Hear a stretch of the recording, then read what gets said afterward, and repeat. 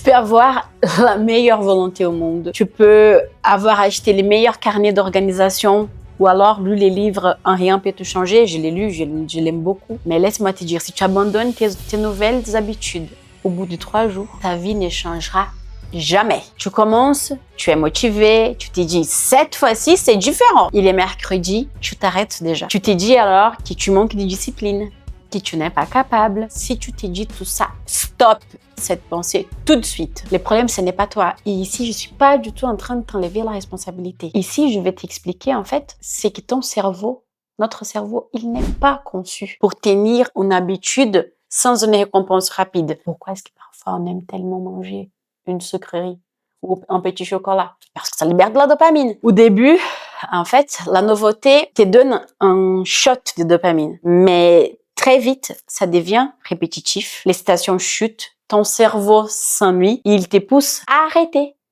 Pas parce que tu es faible, mais parce que tu es humaine. Et aujourd'hui, je vais te partager 10 micro-habitudes de constance, des règles neurologiques simples, mais vraiment simples, pour pirater ton cerveau et ne plus jamais abandonner tes objectifs. Parce qu'en fait, notre cerveau, il a un objectif principal. Et cet objectif principal, ce n'est pas du tout d'accomplir nos objectifs. Cet objectif principal, c'est de nous protéger. J'ai eu un déclic énorme avec une chose qui peut vous paraître bête peut-être. C'est que moi, pendant longtemps, j'ai eu énormément d'emails non lus dans ma boîte de réception. Et à chaque fois que je les regardais, je me disais, j'avais 16 000. J'ai regardé et je me disais, comment je veux faire ça? J'avais des mails de 2009. On est en 2026. J'avais des mails de 2009. Je me disais, mais je vais jamais tenir. J'ai paniqué.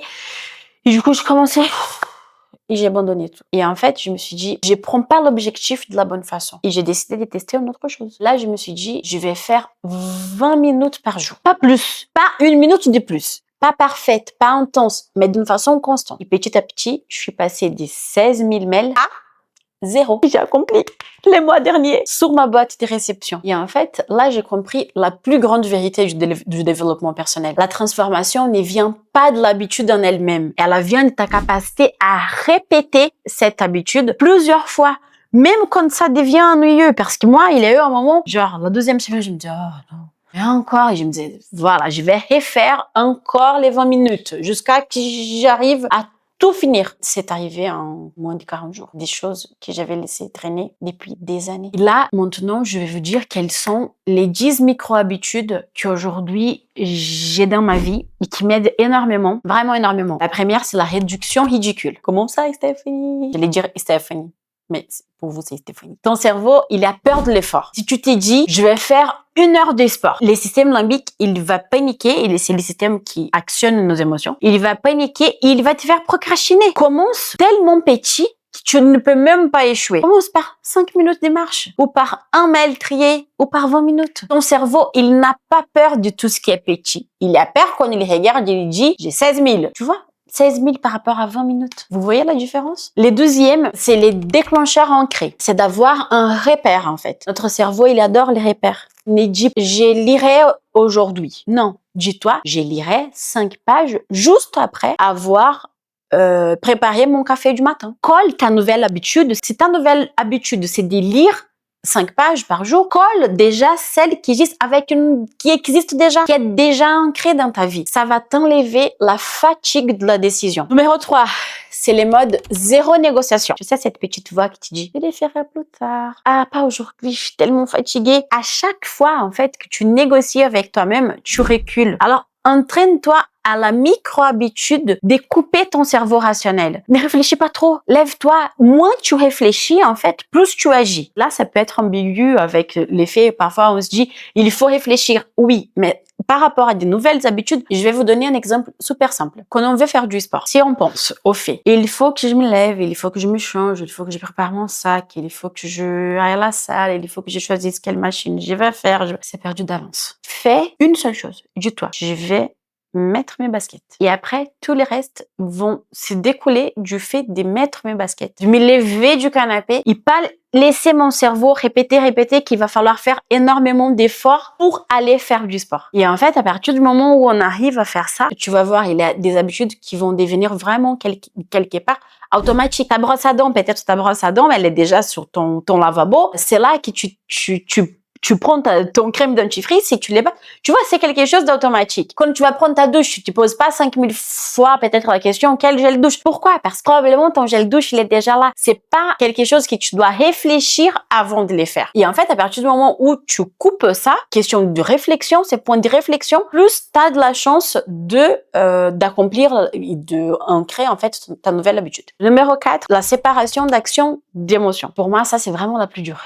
Tu dois apprendre en fait à agir même quand tu es de mauvaise habitude, mauvaise humeur. Parce que l'action, elle ne peut pas dépendre de ta joie ou de ta motivation. Agis de mauvaise humeur, agis fatigué, agis triste. Fais tes 5 minutes. Même si c'est 5 minutes par rapport à ta nouvelle habitude. Si tu t'as dit que tu faut que tu fasses du sport, même si tu marches pour 5 minutes, c'est mieux que rien. Il faut que tu te dises que des petits pas seront toujours mieux que des grands pas faits pendant une semaine. Le numéro 5, c'est l'acceptation de s'ennuyer. Normalement, au bout du 13e jour, ça va devenir ennuyeux, presque inutile. Tu vas dire pourquoi tu fais ça. Et c'est exactement là que ton cerveau va te dire d'arrêter. En neurologie, en fait, t'ennui signifie que les chemins de tes neurones, il est en train de se refaire. Il est en train de se dire qu'il y a quelque chose de nouveau. Qu'il y a un nouveau chemin neuronal, on appelle ça, qu'il doit apprendre à construire. Alors, dis-toi que c'est très bien l'ennui parce que c'est ça qui te dit que ta nouvelle habitude est en train de prendre sa place. La numéro 6, c'est micro-célébration immédiate. Ton cerveau, en fait, il a besoin de gagner quelque chose tout de suite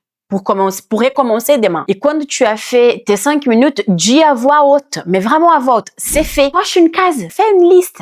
Fais une liste des choses à accomplir. Viens prendre un stylo. Oh, je sais pas. Moi, j'ai fait sur une appli. Coche la case. C'est fait.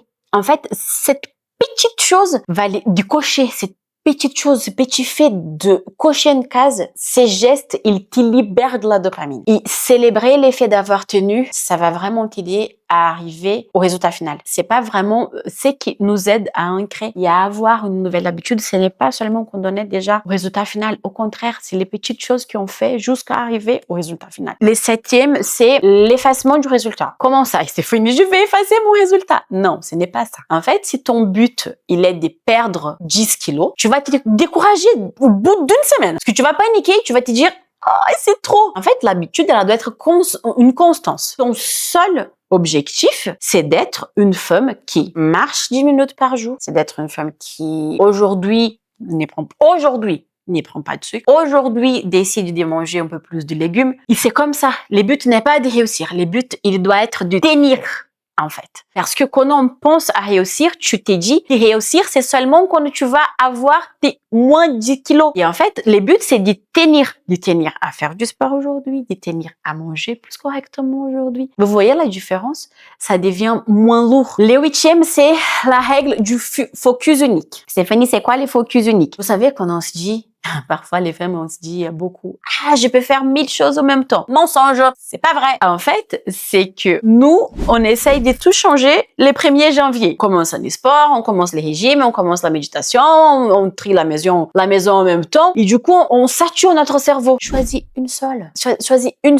Stabilise-la. Et après, tu passes à la suivante. En fait, à partir du moment où tu t'es dit et tu acceptes de faire comme ça, ou tu acceptes tout simplement de te dire, je vais commencer et je vais faire une seule chose. Même si tu as plusieurs objectifs pour l'année, et tu te dis, je vais faire cette chose, et après, je vais passer à une autre. Ou je vais prendre, je sais pas, tu en as 10 objectifs de l'année. Dans l'année, tu te dis, je vais me focaliser sur certains, et après, je vais passer à d'autres choses. Mais stabilise d'abord des habitudes sur une autre chose et après tu pars sur une autre. Moi, sur les défis aimés, si vous savez pas qu'est-ce que c'est, je vais vous laisser une vidéo à la fin. Moi, les premiers mois, j'ai vraiment réussi à essayer de se concentrer à plusieurs choses en même temps. C'est vraiment très complexe à faire tout avancer. Et qui parfois, on aura des objectifs qui vont avancer plus que d'autres. Et ça, c'est tout à fait normal. Il faut se dire que c'est tout à fait normal. En fait, que notre cerveau, il soit en mesure de se concentrer plus. Par exemple, moi, sur le défi, j'ai défini certaines choses pour faire pendant 180 jours. Les premiers mois, j'ai pas avancé sur toutes de la même façon. Pourquoi? Parce que sur certaines, j'ai mis plus de focus que sur d'autres. Mais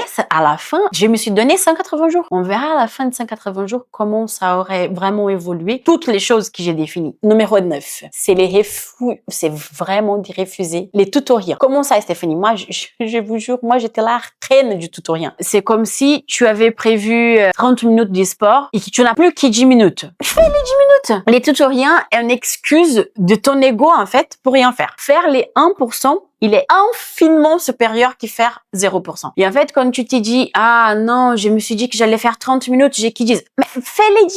Fais les 10, demain, tu récupères les 30. Le numéro 10, c'est la correction rapide. Et là, ça rebondit sur toutes les autres. Et celle-ci, vraiment, ça a changé ma vie. Avant, j'ai raté une journée et je me disais que tout était gâché, que j'attendais l'année suivante, tous les mois suivants pour recommencer. Et la 10e habitude, c'est de corriger le lendemain. Tu as raté aujourd'hui, c'est que tu avais prévu. Ce n'est pas grave. Reprends aujourd'hui. Ne disparais pas.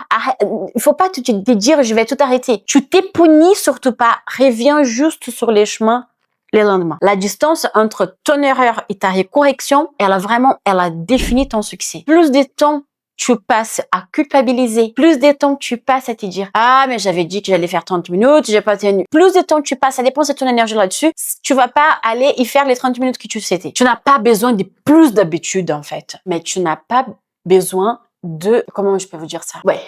Tu n'as pas besoin de plus d'habitude. Tu n'as pas besoin de nouvelles applications ou de nouveaux carnets. Tu as besoin de comprendre comment tu fonctionnes, comment ton cerveau il peut jouer à ta faveur ou contre toi et arrêter de te battre contre toi-même. Je veux là que maintenant, tu choisisses une de ces 10 micro-habitudes et qu'aujourd'hui, tu te dises qu'une seule, tu vas appliquer. Ce ne sont pas les grands, les immenses changements dramatiques qu'on pense qui vont changer notre vie, qui vont construire ta vie de rêve. Ce n'est pas ça. Ce sont des petites actions. Ce sont les 20 minutes par jour. Fais avec constance, même quand c'est ennuyeux, même quand on est fatigué, qui forge la femme que tu veux devenir, qui forge la femme qu'on souhaite devenir. Si tu as besoin d'un cadre pour t'aider à appliquer tout ça et à savoir comment faire ça vraiment dans la pratique, comment appliquer tout ça dans ton quotidien, sans pression, mais avec une vraie direction. Rejoins-moi au défi Aimer.